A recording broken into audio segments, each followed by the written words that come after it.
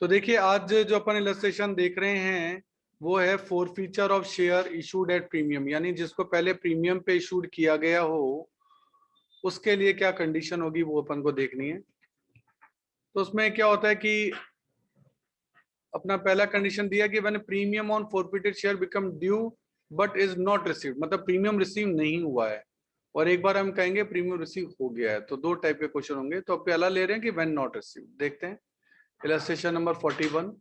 5000 share है 100 का ही, 10 रुपए का एक और रुपए मांगे 30 40 40 इंक्लूडिंग प्रीमियम। और हमें पता भी इन तीनों का टोटल 110 है, इन तीनों का टोटल 110 है, तो इसका मतलब प्रीमियम इसके अंदर ही है। और नॉर्मली इन द एब्सेंस वैसे अलॉटमेंट के अंदर होता है। खैर इसने तो कह भी दिया अलॉटमेंट के साथ है, अगर नहीं कहता तो अजम्पशन यही होता है कि वो अलॉटमेंट के साथ है।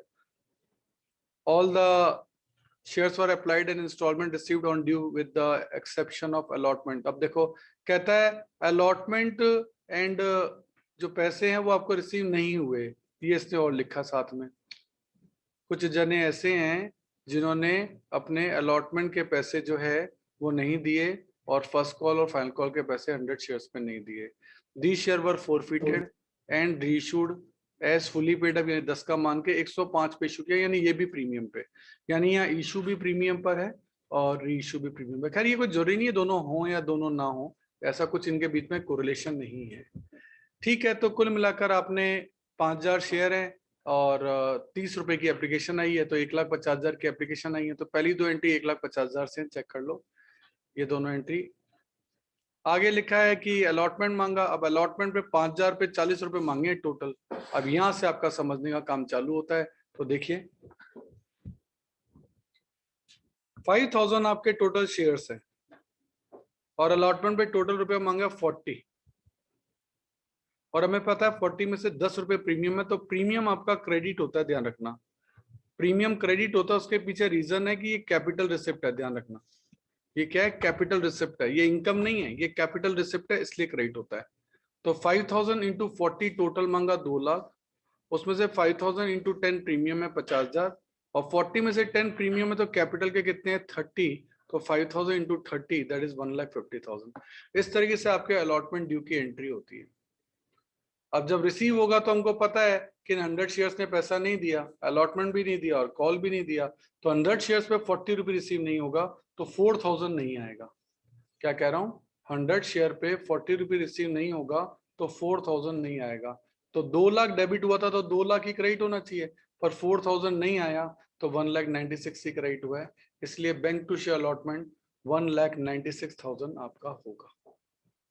4000 आपका लेस हो गया जो रिसीव नहीं हुआ है। No first and final call, हम जानते हैं 5000 शेयर्स पर फर्स्ट कॉल है या फाइनल कॉल एक ही कॉल है, 40 रुपए की है, 5000 इंटू 40 2 लाख रुपए मांगे और उस पर भी आपके 40 रुपये रिसीव नहीं हुए हैं, तो वही 100 इंटू 40 4000 रुपये कम होंगे, 1,96,000 आपका हो जाएगा। ये फाइनल कॉल तक का अमाउंट हो गया। अब हमें फोर फीचर करना है। फोर फीचर करना है तो फिर अपन को शेयर कैपिटल को डेबिट करना पड़ेगा। तो देखो कितने शेयर फोरफिट करने हैं? फोरफिट हमें करने हैं 100 शेयर्स और एक शेयर की कॉल्ड अप मनी है पूरे 100 रुपए, तो 100 इंटू 100 10,000 से शेयर कैपिटल डेबिट हो गई। और क्योंकि उन्होंने अलॉटमेंट नहीं दिया तो प्रीमियम भी नहीं दिया, तो प्रीमियम जिसको कि आपने पहले क्रेडिट किया था, चेक करो, ये प्रीमियम का आपने क्रेडिट किया था और ये पैसे आगे जाके रिसीव नहीं हुए यहाँ के, तो उसको कैंसिल करना पड़ता है। तो प्रीमियम केवल डेबिट तभी होता है जब प्रीमियम का पैसा रिसीव ना हो। तो 10 रुपए कैंसिल करने पड़ेंगे, 100 इंटू 10 1000। अलॉटमेंट पे कितने रुपए नहीं आए थे? 40 रुपए, तो 4000। फर्स्ट कॉल पे कितने रुपए नहीं आए थे? 40 रुपीज, तो 4000।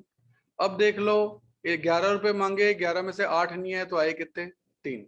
अभी बोल रहा हूँ 11 मांगे, 11 में से 8 नहीं आए तो आए कितने? 3। और अदरवाइज आप देखना चाहो तो उन्होंने केवल एप्लीकेशन के रुपए तो दिए थे, तो 100 इंटू 30 कितना हो गया? 3000। आप वैसे भी निकाल सकते हो, पर मैं ये कहूंगा बैलेंसिंग फिगर में निकालो, ज्यादा आसान रहेगा। तो ये फोर फीचर की एंट्री है। यहाँ स्पेशल बात ये है कि यहाँ सिक्योरिटी प्रीमियम अकाउंट डेबिट हो रहा है कैंसिल के कारण। और देखो सिक्योरिटी प्रीमियम का अमाउंट 10 रुपए पर डेबिट हुआ है, तो नीचे क्रेडिट भी होगा इनडायरेक्टली। आप चेक कर लो, अलॉटमेंट के जो मैंने 40 रुपए रखे हैं उस 40 में 10 रुपए प्रीमियम भी है, तभी तो वो 40 है, तब नहीं तो वो 30 होता। इसीलिए सिक्योरिटी प्रीमियम जो है डेबिट हुआ है तो उसका अमाउंट इनडायरेक्टली क्रेडिट भी होगा, ये बात तय रखना। देखो शेयर कैपिटल का मनी जो है इसमें कॉल्ड अप मनी आता है, ध्यान रखना। आपने रुपए मांगे थे 30 रुपीज, 40 रुपीज और 30, इसमें इंक्लूडिंग प्रीमियम था 10, और आपने यहाँ के फोर फीचर किया। तो फोर फीचर का मतलब है ऊपर जितने भी अमाउंट आपने मांगा, तो आपने टोटल कितना मांगा 110। 110 में से 10 तो प्रीमियम है, तो 10 तो प्रीमियम में आ जाएगा, और 100 रुपए आपका किस में आ जाएगा, शेयर कैपिटल में। टोटल 110 ही मांगा आपने, पर 100 रुपए उसमें कैपिटल के, 10 रुपए प्रीमियम के। तो कैपिटल में हमेशा जो मनी आती है ना, वो ये एरो वाली मनी आती है कि डबल लाइन के ऊपर फोर फीचर के ऊपर जितना भी अमाउंट हो, और टेक्निकल लैंग्वेज में से कहते हैं कॉल्ड अप। जितना आपने कॉल्ड अप किया है वो अमाउंट शेयर कैपिटल के अंदर हमेशा डेबिट होगा, ये बात तय है। अब क्वेश्चन में आगे लिखा है कि फुली पेड अप, यानी 100 रुपए का मानते हुए आपने से 105 रुपए पे रीइशू कर दिया। 100 रुपए का शेयर 105 रुपए में इशू कर दिया। तो ध्यान देना 100 शेयर्स हैं, 100 रुपए का मानकर पेड अप वैल्यू, यहाँ फुली पेड अप ऐसे 100 यहाँ आ गया, और कितने में इशू किया 105 में, तो ये आपका 5 रुपए क्या हो गया, प्रीमियम हो गया, प्रीमियम पे इशू किया है। 100 इंटू 105 10,500, 100 इंटू 100 10,000, 100 इंटू 5 500। इस तरीके से रीइशू की एंट्री हो गई। अब आपने 100 शेयर फोरफीट किए थे, 100 के 100 ही रीइशू कर दिए, तो ऑल शेयर्स आर इशूड, तो एक केस लगेगा 1, और केस 1 लगेगा तो फिर तो बहुत ही आसान है। 3000 फोरफीचर में क्रेडिट हुए हैं, डेबिट कुछ हुए नहीं है, तो 3000 में से जीरो गए, कितने बचे 3000। ये 3000 रुपए share forfeiture account debit to capital, capital में पूरा का पूरा अमाउंट ट्रांसफर हो जाएगा, क्योंकि री इशू जो है डिस्काउंट पे हुआ ही नहीं। अगर यहाँ डिस्काउंट पे होता तो वाला डिस्काउंट लेस हो जाता, पर यहाँ डिस्काउंट पे रीइशू हुआ ही नहीं है, इसलिए जीरो लेस हुआ। देखिए नेक्स्ट एग्जांपल अपन ले रहे हैं, illustration number 42। During the year ABC Limited issued 10,000 share of 50 each at a premium at 55. 50 की चीज 55 पे इशू कर दी, तो तय हो गया 5 रुपये प्रीमियम है। रुपए इस तरीके से मांगे, और ये कह रहा है कि अलॉटमेंट के अंदर 5 रुपए इंक्लूडेड है, ऐसा इसने कह दिया। ठीक, अच्छी बात है अगर प्रीमियम इंक्लूडेड है तो। One shareholder holding 500 share did not pay the due amount of allotment and his share were immediately forfeited. अच्छा यही कर लिया। देखो हमने 10,000 शेयर इशू किए हैं, ये बात हमें पता है। रुपए मांगे 15, 20 टोटल हो गए आपके 55, और कह रहा है 500 शेयर्स ने अलॉटमेंट की मनी नहीं दी, 500 शेयर्स ने पैसे नहीं दिए, तो हमने उसके शेयर यहीं फोरफिट कर लिए। कहाँ ये हमने फोरफिट कहाँ किए,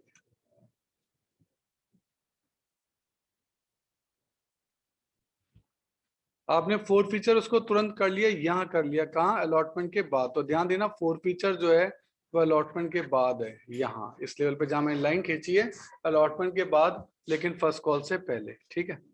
another share holder holding 100 share paid the amount of first call final call with allotment, यानी 100 शेयर्स ने अपना फर्स्ट या फाइनल कॉल का पैसा अलॉटमेंट के साथ दे दिया, ये कॉल से एडवांस हो गया, आगे का पैसा अभी से आ गया।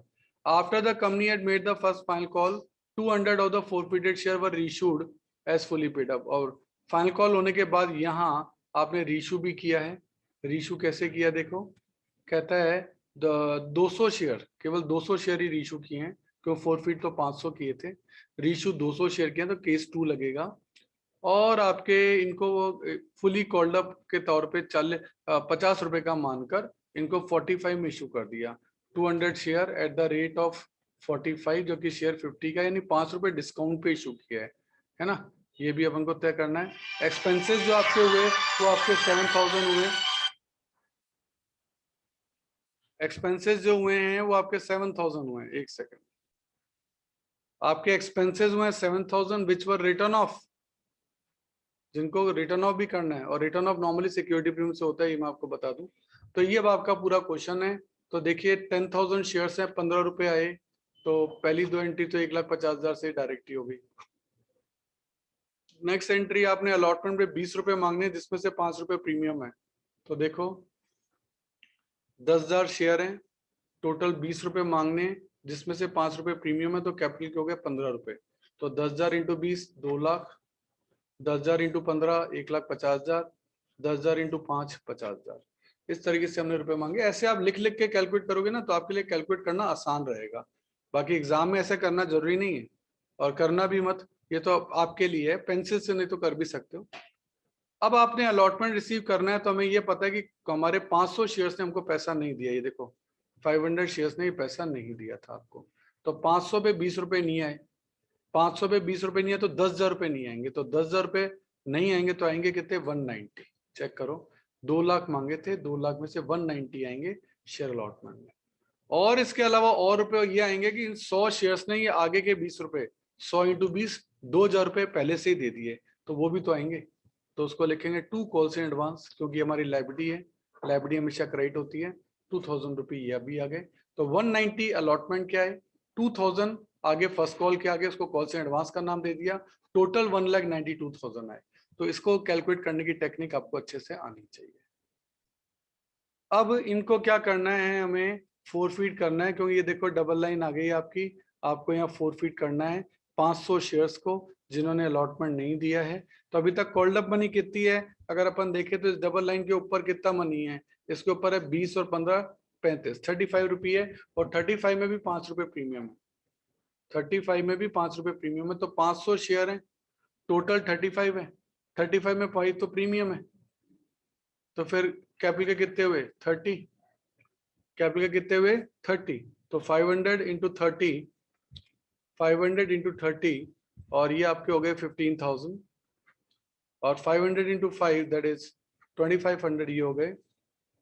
और अलॉटमेंट पे कितने नहीं आए थे, यहाँ देखिए 2 लाख में से केवल 190 आए थे, तो 10 नहीं आए थे, तो 2 शेयर अलॉटमेंट 10,000, और बैलेंसिंग पेयर में 2 शेयर फॉरफिटेड अमाउंट 7,500 आप इजीली निकाल सकते हैं कि उन्होंने कितने रुपए दिए थे, वो उन्होंने 7,500 दिए, जो नहीं दिए वो अलॉटमेंट में लिख दिए, और जो दे दिए वो शेयर फॉरफीचर में आ जाएंगे। इस तरीके से फॉरफीचर का अमाउंट हो गया।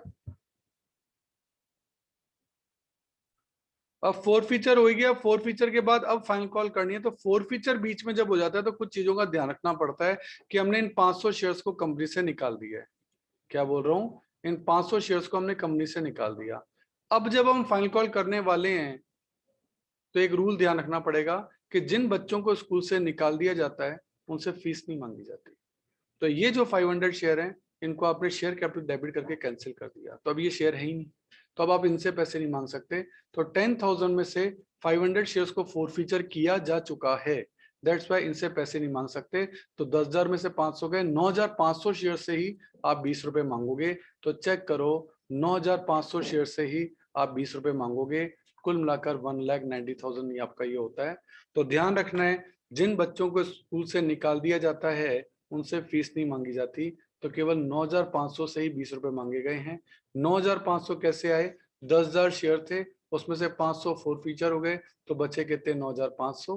तो इसके लिए मैंने पंचलाइन आपको बताई है कि जब कॉल्स के पहले ही फॉरफीचर आ जाए, फाइनल कॉल से पहले ही कोई फॉरफीचर आ जाए, तो ये बच्चों वाली लाइन याद कर लेना कि जिन बच्चों को स्कूल से निकाल दिया जाता है उनसे फीस नहीं मांगी जाती। तो कुल मिलाकर 9,500 शेयर से पैसा मांगा गया 190, इसमें से 500। अब इसमें से कितने लोगों ने पैसा नहीं दिया, ऐसा तो कोई इन्फॉर्मेशन दी नहीं है। हाँ, हमें ये पता है कि ये 2,000 रुपये हमारे पास एडवांस में पहले से आए हुए हैं, क्रेडिट हो रखे हैं, अब उनको डेबिट करने का वक्त आ गया, डेबिट कर दो। टोटल आपने 190 मांगे थे, 190 आने चाहिए, 190 में से 2 तो पहले ही आ चुके हैं, तो अब आएंगे कितने 188, इसलिए बैंक अकाउंट को डेबिट जो किया गया है वो 188 से किया गया है। भाई आपने यहाँ जो फाइनल कॉल डेबिट किया था वो 190 किया था, तो अब वैसे क्रेडिट भी 190 से होना चाहिए।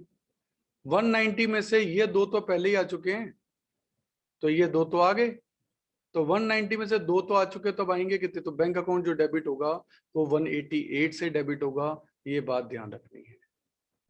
नाउ अब रीइशू की एंट्री, और हमको क्वेश्चन में कहा गया था कि क्वेश्चन में लिखा है कि केवल 200 शेयर्स को ही हमने 45 में रीइशू किया, केवल 200 शेयर्स को। तो ये देखो 200 ही शेयर रीइशू हो रहे हैं, और 200 शेयर जो हैं वो 50 का एक है, और आपने रीइशू 45 में किया है, तो डिस्काउंट हो गया 5 का। तो 200 इंटू 45 9,000, 200 इंटू 5,000, 200 इंटू 50 10,000। तो 10,000 के शेयर 1,000 के डिस्काउंट में 9,000 में रीइशू कर दिए। और क्योंकि फोरफीट आपने किए थे आपने 500, और रीशू किए सिर्फ 200, तो only some shares are issued, तो एक केस 2 लगेगा। और केस 2 के कारण आपको फॉर्मूला लगाना पड़ेगा कि फोरफीचर का अमाउंट पहले कितना था। फोरफीचर का अमाउंट था आपका 7,500, वो था 500 शेयर पर, तो 200 शेयर पे कितना होगा, तो ये आपको कैलकुलेट करना पड़ेगा। ये आपका आएगा 3,000। उनमें से शेयर फोरफीचर में डेबिट कितना हो गया 1,000, वो आपका लेस हो जाएगा, बाकी बचा 2,000, वो 2,000 रुपए कैपिटल रिजर्व में ट्रांसफर होगा। तो केस 2 में ये फॉर्मूला लगता है, amount forfeited 7,500 divide by number of share forfeited 500 into number of reissued share. जो प्रोपोर्शनेट अमाउंट आएगा उसमें से जो डेबिट हुआ है ये वाला अमाउंट वो लेस होगा, उसके बाद जो रेस्ट ऑफ अमाउंट होगा वो कैपिटल रिजर्व में ट्रांसफर होगा। बोलो भाई, आ गया समझ में?